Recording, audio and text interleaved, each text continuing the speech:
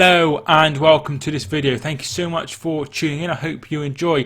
Today we'll be looking at England versus Montenegro preview and predictions for this game, the seventh match in Group A of the European qualifiers. England are 3 points ahead of Czech Republic and 4 points ahead of Kosovo, and they will be going to Euro 2020 with a win over Montenegro on Thursday night, and that will be against Montenegro at home, of course, at the home of English football, Wembley Stadium. But first of all, we need to talk about the whole Raheem Sterling, Joe Gomez situation. So Joe Gomez obviously plays for Liverpool. Raheem Sterling obviously plays for the champions Manchester City.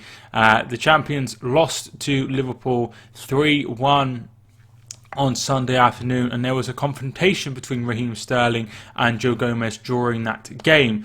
And then since they met up for England training, and there was another confrontation between the two. Raheem Sterling, from what I can make of it, is the one in the wrong here. This is what he has come out and made a statement. First and foremost, everyone knows what that game means to me. Everyone knows that I am not that way inclined, and more to the point, both Joe and I have had words and figured out things and have moved on. We are in a sport where emotions run high, and I am man enough to admit where emotions got the better of me. This is why we play this sport, because of our love for it. Me and Joe Gomez are good. We both understand it was a 5 to 10 second thing. It's done. We move forward and do not make this bigger than it is. Let's focus on our game on Thursday. So because of this, England have come out and said Raheem Sterling is not going to be selected for Thursday's game against Montenegro. I personally think, in my opinion, that this shouldn't have been released to the public. I think it should have tried to been sorted out behind closed doors. I think it's really, really bizarre that they've decided to go a public route with this, because there was no need for them to know any of this. But they've gone out public, and I know Sterling is obviously sorry for what he's done and whatever's gone on. There's a picture with a gash above his Joe Gomez's eyebrow, so that's a thing, but obviously that doesn't necessarily mean that was anything to do with that. England are still training with Raheem Sterling. They said that he is still training, but because of Jordan Henderson stepping in and got involved, and he sort of sorted out the situation. So props to Jordan Henderson for getting involved there. This is not a good situation for England. This is not a good situation at all.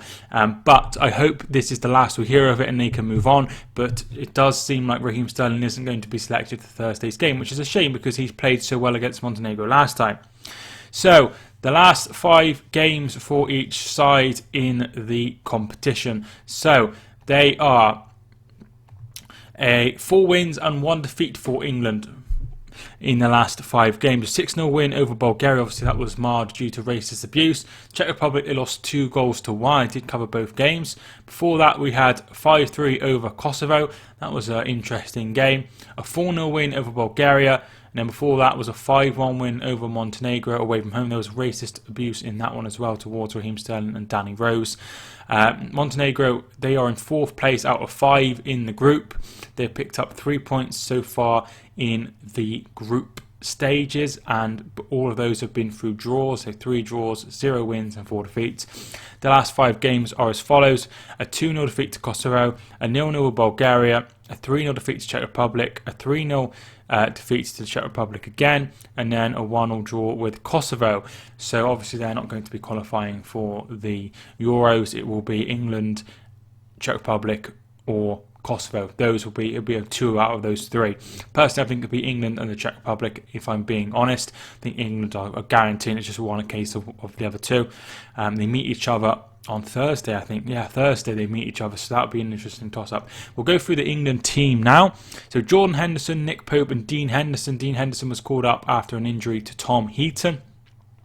John Stones, Danny Rose, Maguire, Trippier, Chilwell, Alexander-Arnold, Joe Gomez, Mings, Tomori, Henderson, Oxlade-Chamberlain, Delph, Rice, Mount, Winks, Maddison, Kane, Rashford, Sancho, Wilson, Tammy Abraham and Callum Hudson-Odoi are all selected, and Raheem Sterling is obviously in a situation where he's not being selected for this game, which is understandable. I understand. I totally understand taking him out. I totally understand that. I don't understand releasing this into the public eye, because I think that was a bizarre, really bizarre thing to do. I wouldn't have done that. I don't understand that whatsoever. So the last time these two met, it finished obviously 5-1 to England. I think Raheem Sterling scored a hat-trick. So Montenegro actually took the lead in this game. Michael Keane equalised. Ross Barkley got 2. Harry Kane and then Sterling got 1. So Sterling only got 1, but he did like the situation, didn't he, after he scored, because they were giving him racist abuse, and that was finished 5-1. He scored a hat-trick against someone else, so I was getting a bit confused there. So last time Montenegro played, they lost 2-0 to Kosovo, and that is a theme throughout their wins. Their last win was against Hungary in September. That was in a friendly. So the last time they won a competitive game was in the Nations League in October last year, so they haven't won in a competitive game for a long time, and both of those wins last year were a Nations League, where obviously they're a lot more even teams and stuff. So my prediction for this game, I don't see Montenegro getting a win against England. I don't see Montenegro getting a point against England. I think England will win this game.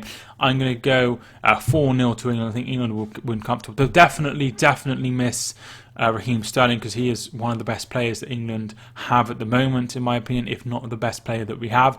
I don't think there's too many people who disagree with that. But obviously we have other options. We have Rashford, who can play out wide. We have Sancho that can play out wide. And we also have Callum Hudson-Odoi that can play out wide as well. So we have several options, as well as maybe somebody like James Maddison could play out wide if needed be. But I don't think it will come to that. Sancho has done really well for England. He scored a couple of goals against, was it Kosovo? He scored a couple of goals. He's done quite well. Callum Hudson-Odoi has just recently come back from injury.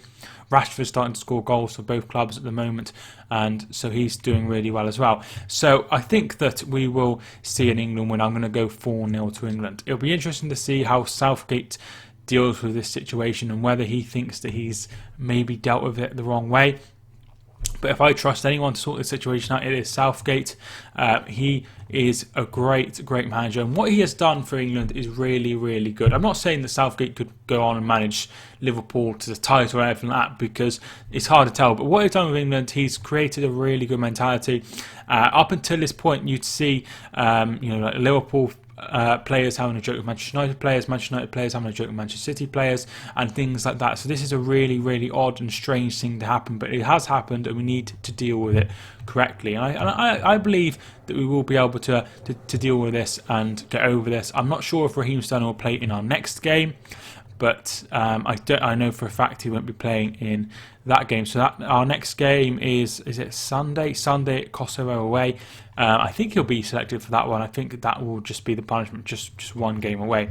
I'm not a big fan of the situation. I think Sterling was in the wrong. There's no need to bring the problems in that game, the problems in the Premier League, into England, because England should be a separate thing entirely. They should forget about club football.